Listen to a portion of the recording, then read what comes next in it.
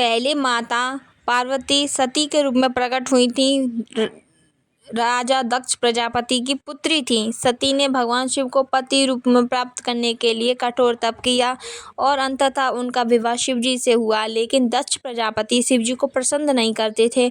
उन्होंने एक विशाल यज्ञ करवाया जिसमें अपने पुत्र और जमाई को आमंत्रित नहीं किया। सती बिना बुलाए पिता के यहाँ यज्ञ में आ पहुंची। पति के 1000 मना करने के बावजूद यह अपमान वह सह न सकी और सहेलियां और उनकी बहनें द्वार पे से ही हंसती रहीं कि साधु की नारी आ गई बिना निमंत्रण के। पिता ने भी खूब अपमान किया। दामाद का कोई सिंहासन नहीं था। विष्णु जी और ब्रह्मा जी का सिंहासन था। सभी देवता आमंत्रित थे यज्ञ में। महादेव का कोई आसन नहीं था। यह देख शिव जी की पत्नी महासती ने अपने देह त्याग दी। यज्ञ कुंड में जलकर भस्म हो गईं।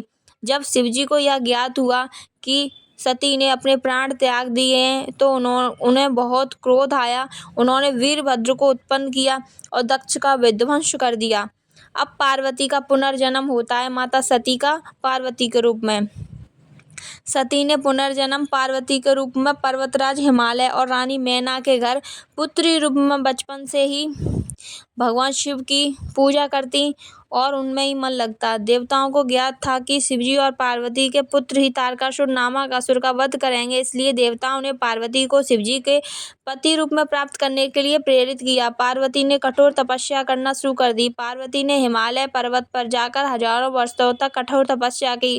पहले फल खाए फिर पत्ते खाए, अंत में केवल वायु पर जीवित रहे। उनकी कठोर तपस्या से प्रसन्न होकर ब्रह्मा जी ने उन्हें वरदान दिया, शिवजी ही उनके पति बनेंगे। शिवजी उनकी परीक्षा लेने के लिए ब्रह्मांड का रूप धारण कर आए और शिवजी की निंदा करने लगे। पार्वती ने दृढ़ता से शिवजी का पक्ष लिया। तब शिवजी ने असली रूप में प्रकट हुए। पार्वती को भक्ति प्रसन्न होकर विवाह से सहमत हो गए। शिवजी पार्वती का विवाह होता है। तब पार्वती जी जब विवाह का समय आया तो देवताओं में उत्साह फैल गया। हिमालयों में भव्य आयोजन किए। सभी देवता, ऋषि और गंधर्व आमंत्रित किए गए। शिवजी की बारात अत्यंत अद्भुत थी। भूत प्रेत गण, योगी, नाग, देवता सब शामिल थे शिवजी के विवाह में। शुभ मुहूर्त आया। वैदिक मंत्रों से शिव और पार्वती का विवाह संपूर्ण हुआ। स्वयं ब्रह्मा जी पुरोहित का कार्य करने लगे। विष्णु जी ने कन्यादान में सहयोग किया। विवाह के समय देवताओं ने पुष्प वर्षा की और पूरे ब्रह्मांड में आनंद छा गया। विवाह का महत्व। यह विवाह शक्ति और शिव के मिलन का प्रतीक है। शिव चेतना है, पार्वती शक्ति है। उनके मिलन से सृष्टि संतुलित रहती है। उन्हीं के पुत्र कार्तिकेय ने आगे चल के तारकासुर का वध किया। सच्ची भक्ति से भगवान अवश्य प्रसन्न होते हैं। इस प्रकार शिव पार्वती का विवाह संपूर्ण हुआ। के साथ समुद्र मंथन की कथा भी यहीं से शुरू होती है। देवताओं और असुरों में अमृत प्राप्त करने के लिए क्षीर सागर मंथन का कार्य आरंभ हुआ।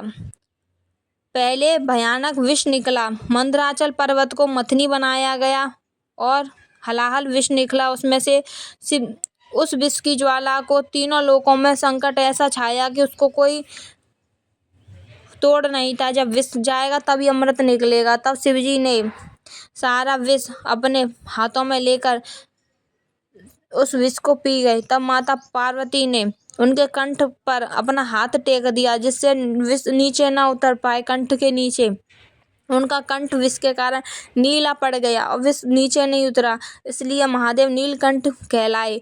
और उन पर उनकी अग्नि को शांत करने के लिए उन पर दूध दही की बारिश की गई जिससे उनका अभिषेक हुआ। उसी दिन वे शिवलिंग के रूप में प्रकट हुए थे। पार्वती ने जब शिवजी को कंठ पकड़ लिया तो उनका शरीर नीला पड़ गया और उन पर दूध दही की बारिश होने करी। उसी दिन से शिवरात्रि का महत्व माना जाता है। वे शिवलिंग के रूप में प्रकट हुए थे। यह घटना दर्शाती है शिव और शक्ति एक दूसरे के पूरक हैं। समुद्र मंथन की यह घटना विवाह से पहले की थी। यह बताती है कि शक्ति पार्वती शिव के साथ हर संकट में खड़ी रहीं। आगे चलकर उनका विवाह संपूर्ण हुआ। महाशिवरात्रि फाल्गुन कृष्ण चतुर्दशी को मनाई जाती है। यह घटना शिव की उपासना की सबसे महत्वपूर्ण रात्रि है। कई पुराणों में परंपराओं के अनुसार इस पावन रात्रि को शिव और पार्वती का विवाह हुआ था, इसलिए इस दिन को शिव शक्ति के मिलन का उत्सव मनाया जाता है। भक्त इस दिन उपवास करते हैं, विवाह सौभाग्य की कामना करते हैं और इसी प्रकार सभी शिव जी की विवाह में सम्मिलित हुए, नृत्य करे, देवता भी नाचने लगे, जोगिनियाँ नाचने लगीं, फूल बरसने लगे। शिव पार्वती विवाह का सभी ने जमकर आनंद लिया। जब माता मैना ने आकर देखा कि जमाई राजा तो गले में मुंडमाला धारण किए हुए हैं, सर्पों का हार पहने हुए हैं, तो मैना मैया तो हमारी बेहोश हो गईं।